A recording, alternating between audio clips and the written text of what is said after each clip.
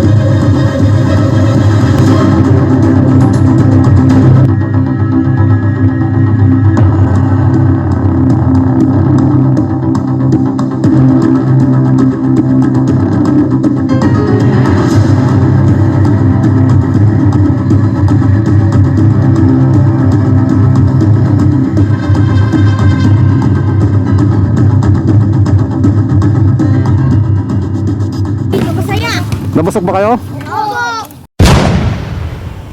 So magandang umaga po muli sa inyo lahat na mga gagalang kong subscriber. Dito po tayo ngayon sa probinsya ng Tarlac. May nadaanan kasi tayo rito ng mga bata naglalaro na ang katabi po nila ay nagbibingo. So natuwa naman ako nalapitan yung mga nagbibingo.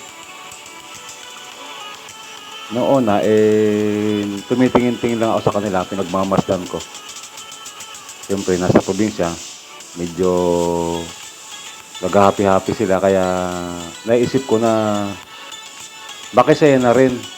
Kaya naisipan kong kunin yung dala-dala kong receipt plan sa aking bag na medyo marami pa rin para ibigay dun sa mga naglalaro. Kaso nung nakita ko na medyo parang nadurog na siya, naalog na siya, ay parang nahiya naman ako na ibigay sa mga naglalaro. Kaya ang ginawa ko, lumapit na lang ako sa mga bata at sabi ko sa kanila, papakainin ko sila ng leche plan kapag nakasyot. Pero kapag hindi nakasyot ay iinuman sila ng gulaman. Ayun, pumila sila. Nanghiram na ako ng kutsara sa isa sa mga bata, yung malapit na bahay doon. Kaya pumila sila isa-isa at isa-isang mag-shoot.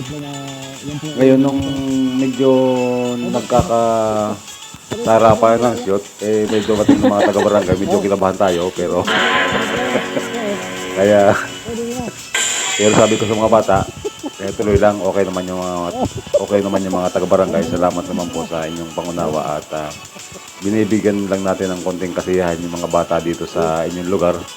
Dahil Pasko naman, bagong luto po yung lechipla na yan. Yan po ay nasa 30 tubs na dala ko dyan, papunta po dyan sa lugar ninyo.